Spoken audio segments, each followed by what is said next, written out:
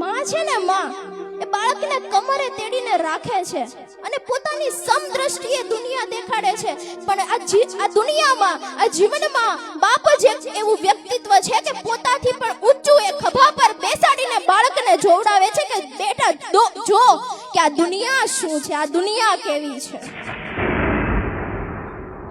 આ વ્યક્તિત્વ એકમાત્ર ને એકમાત્ર બાપ જ હોઈ શકે. કીધું તું પહેલાની જેમ માં વિશે આ દુનિયામાં ઘણું લખાણું છે સાહેબ, પણ બાપ શબ્દ આવે ને, જેમ જંગલમાં સિંહ ગર્જના કરે અને આખું જંગલ ગજાવી ઉઠે, એમ બાપ શબ્દ આવે ને આપણું હૃદય પણ ગજી ઉઠે છે સાહેબ કે મારો બાપ છે આ. અને એટલે જ કદાચ એક કવિએ લખ્યું છે કે બેટા તું ચિંતા ના કર, હજી હું બાપ બેઠો છું.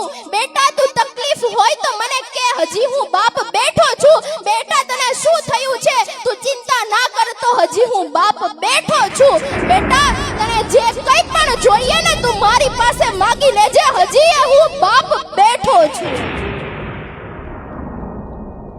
આ છે બાપ. આપણે ક્યારેક પડી જઈએ છીએ, માતા આપણને ઊભા કરે છે, પણ પિતા એ આપણને શીખવાડે છે કે બેટા તું જાતે ઊભો થા જીવનમાં.